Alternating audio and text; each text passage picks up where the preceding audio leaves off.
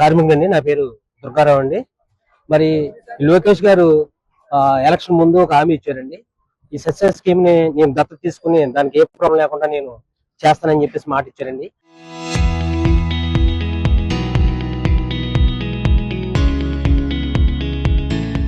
ఆ మాట కొరకు మేము ఎన్నోసార్లు అర్జీలు పెట్టుకున్నా మాకు దాని నుంచి సమాధానం రాలేదు.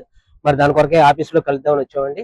అలాగే చంద్రబాబు నాయుడు గారు కూడా సబ్సిడీ స్కీమ్ ని ఎటువంటి ప్రాబ్లం లేకుండా ఆయనకు మాట ఇచ్చాను, దానివల్ల ప్రజలకు తాగునీరు అందిస్తానని చెప్పేసి ఆ మాట కూడా అన్నారండి. దాని గురించి కూడా మేము ఎంతో ఆశగా మేము ఎదురు చూస్తున్నాం.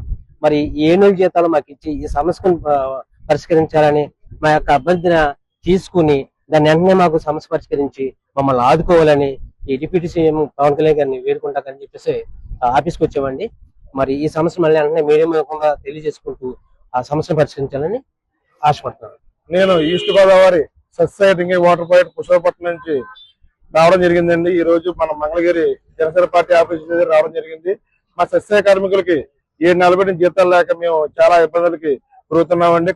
మా కాంట్రాక్ట్ అయిన ఫాలో చెప్తున్నాను కానీ మేము ఎన్నిసార్లు జీతాల గురించి అడిగినా మాకు ప్రభుత్వం వారు మాకు ఎటువంటి బిల్లు చెల్లించడం లేదు కాబట్టి మీకు మీ జీతాలు ఇవ్వడం లేదని పదే పదే చెప్తున్నారు. మీకు ఏదన్నా ఉంటే మీరు ప్రభుత్వం దృష్టి తీసుకెళ్లి మీరు ఏదన్నా చేయించుకోవాలి తప్ప నా వల్ల అయితే నేను ఇవ్వలేను, నేనైతే దీన్ని ఆర్థిక పరాన్ని మొయ్యలేననే ధోరణిలో కాంట్రాక్ట్ ఉండడం జరిగింది సార్.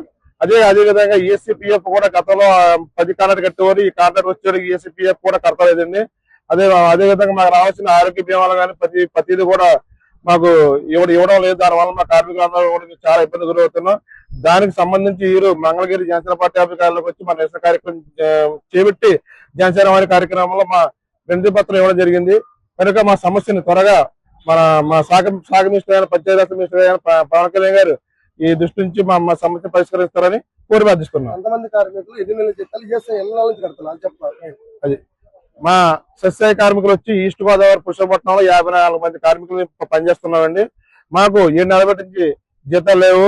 సుమారుగా మాకు దగ్గర ఒక 18 నెలల్లో ఈఎస్సీపీఎఫ్ కట్టలేదండి. మేము ఎన్నిసార్లు గతంలో లేబర్ డిపార్ట్మెంట్ కూడా మేము చాలా అప్పు చేయం, వాళ్ళు కూడా ఎటువంటి మేము చేయలేమని వాళ్ళు కూడా చెప్పడం జరుగుతుంది సార్.